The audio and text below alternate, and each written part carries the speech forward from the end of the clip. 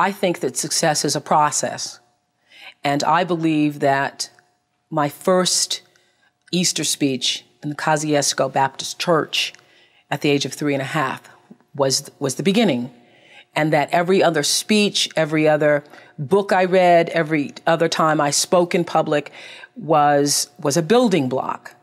So that by the time I first sat down to audition in front of a television camera and somebody says, read this, what allowed me to read it so comfortably and be so at ease with myself at that time was the fact that I'd been doing it a while. If I'd never read a book or I'd never spoken in public before, I would have been traumatized by it. So the fact that we went on the air with the Oprah Winfrey Show in 1986 nationally, and people say, oh, but you're so comfortable in front of the camera, you can be yourself. Well, it's because I've been being myself since I was 19.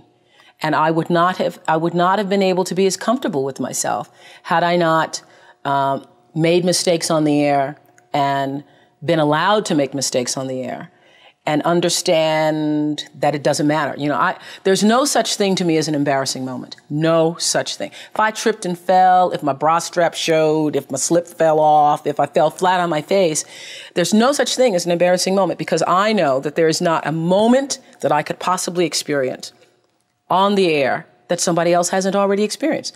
So when it happens, you say, oh, my slip fell off. And it's no big deal. I mean, like, I was on TV the other day and somebody says, oh, Oprah, you have a run. Have you not seen a run before in your life? Well, I get them too, let me tell you. So, I mean, I can't be embarrassed. I can't be embarrassed.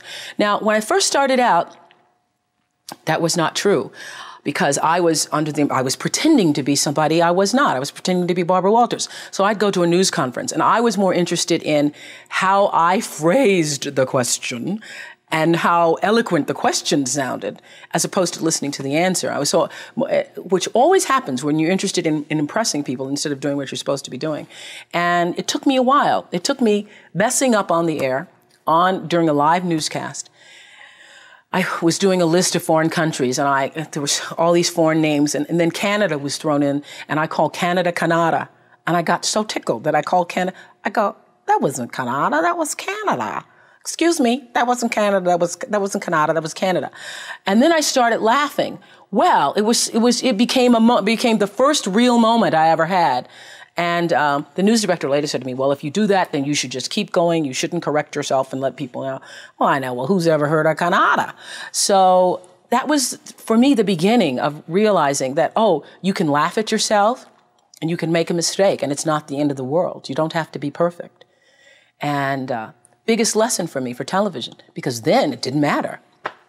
Didn't matter. Oh, sorry, bra strap showing. If you want another awesome video in our Black Excellence series, check out the video right there next to me. I think you'll enjoy it. Continue to believe, and I'll see you there.